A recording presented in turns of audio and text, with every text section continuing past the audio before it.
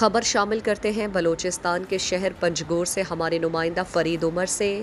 پنجگور کے قبائلی اور سماجی رہنما حاجی عبدالغنی بلوچ، حاجی اسلم، حاجی آدم شمبیزئی، علی احمد شمبیزئی، اقبال ظہیر اور دیگر نے حاجی عبدالغنی کی رہائش گاہ میں پرہجوم پریس کانفرنس سے خطاب کرتے ہوئے کہا کہ پنجگور کو 2022 سے نکال کر 1985 کی پوزیشن پر لا کر صوبائی اسمبلی کی ایک نشست کم کر کے تاریخی زیادتی کی گئی۔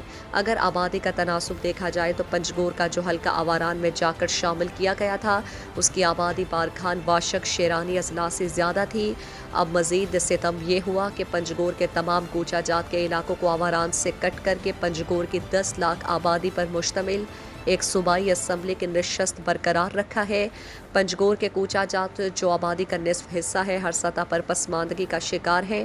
جدید دور کے تمام بنیادی سہولیات یہاں ناپید ہیں، بجائے اس کے کہ election commission of Pakistan Panjgur کی ایک نشست بڑھاتے الٹا 10 لاکھ کی آبادی پر ایک حلقہ بنایا ہے جو پنجگور کو تاریکی میں دھکیلنے کی سازش ہے۔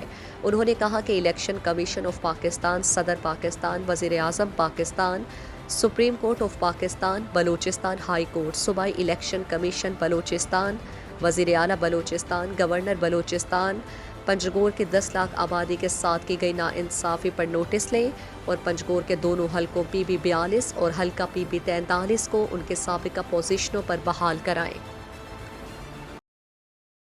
دلچسپ معلومات اور خبروں سے آگاہ ہونے کے لیے Gedrosia point Facebook page, Instagram, Twitter کو فالو اور یوٹیوب چینل کو سبسکرائب کریں۔